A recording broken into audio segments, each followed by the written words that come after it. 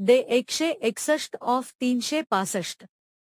10 जून 1936 रोजी लोकनाथ बौद्ध मिशनचे संस्थापक रेव्हरेंड लोकनाथ यांनी डॉक्टर बाबासाहेब आंबेडकर यांच्या दादर येथील निवासस्थानी भेट घेतली.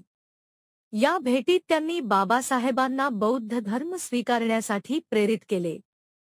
पुजारीच्या वस्त्रांमध्ये लोकनाथ यांनी बौद्ध धर्माचे गुणगान केले.